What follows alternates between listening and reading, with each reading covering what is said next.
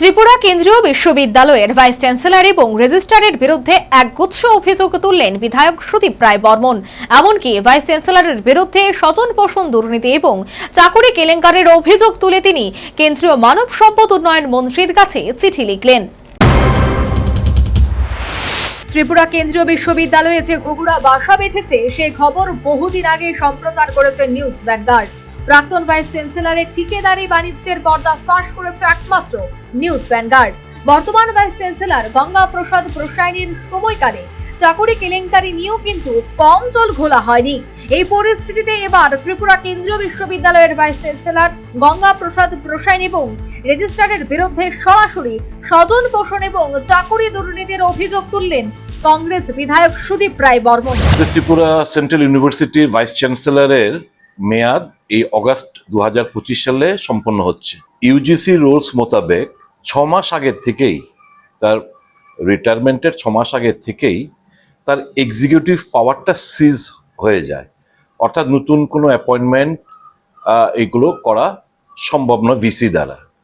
কিন্তু ইদানিং আমরা দেখতে পাচ্ছি 3টে ডিপার্টমেন্টে যথাক্রমে ল, সংস্কৃত এবং সোশিওলজি, এতে ফ্যাকাল্টি নিয়োগ করার একটা প্রক্রিয়া ভাইস চ্যান্সেলর হাতে নিয়েছে, যেটা সম্পূর্ণ অবৈধ।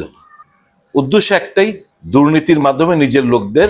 ভাইস চ্যান্সেলরের ছেলে ত্রিপুরা কেন্দ্রীয় বিশ্ববিদ্যালয়ে চাকরি পেয়েছেন, সে কথা জানিয়ে স্বজন পোষণ সংক্রান্ত দুর্নীতি ক্ষেত্রে সীমা ছাড়িয়ে গেছে বলে অভিযোগ তুললেন বিধায়ক সুদীপ রায় বর্মন। বোধ ভাইস চ্যান্সেলর এবং রেজিস্ট্রার ওনারা পলাতকও ছিলেন, অ্যাসেম্বলিতে উত্থাপন করা হয়েছিল। এর আগে যে নিয়োগগুলো হয়েছে সেগুলো দেখা যাচ্ছে 4 থেকে 5 জন বাদে বাকি সমস্ত সবাই বহিরাজ্যের।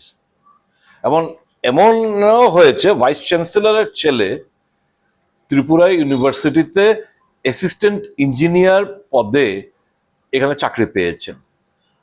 আমাদের রাজ্যের কি যোগ্যতা সম্পন্ন ছেলে মেয়েরা নেই যারা ত্রিপুরা সেন্ট্রাল ইউনিভার্সিটিতে ফ্যাকাল্টি হিসেবে চাকরি করবেন?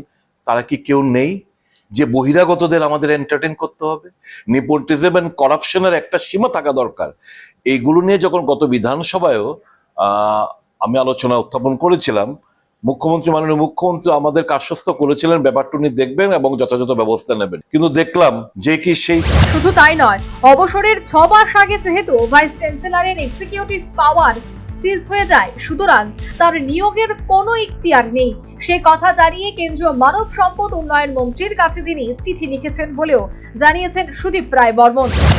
কাজে আবার একটা পত্র লিখলাম যে উনি এই জুন মাসের, আজকে তো হচ্ছে 3 তারিখ, এই 8 এবং 9 এই ফ্যাকাল্টি নিয়োগ করার জন্য বিজ্ঞাপন ছেপেছেন এবং উনি অগ্রসর হচ্ছেন এতে নিয়োগ করার জন্য।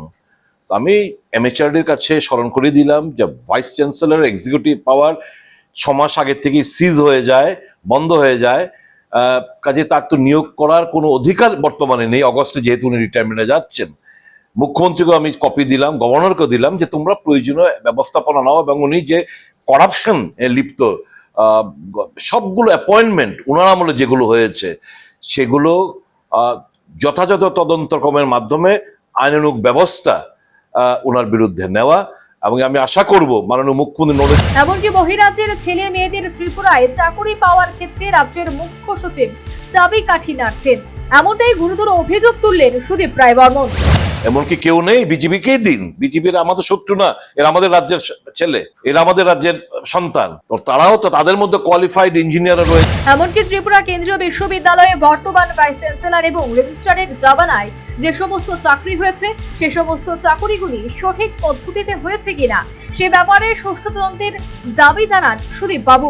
শুধু তাই নয়, রেজিস্ট্রার মাসে 2-1 দিনও বিশ্ববিদ্যালয়ে হাজির থাকেন না বলে তিনি গুরুতর অভিযোগ করেন। সর্বোপরি ত্রিপুরা কেন্দ্রীয় বিশ্ববিদ্যালয়ের ভাইস চ্যান্সেলর এবং রেজিস্ট্রারের বিরুদ্ধে স্বজন পোষণ, চাকুরি কেলেঙ্কারি সহ একগুচ্ছ দুর্নীতির অভিযোগ তুললেন বিধায়ক সুদীপ রায় বর্মন। শুধু তাই নয়, দুর্নীতি তদন্তের দাবিতে কেন্দ্রীয় মানব সম্পদ উন্নয়ন মন্ত্রীর কাছে তিনি চিঠি দিলেন। Bureau report, news vanguard.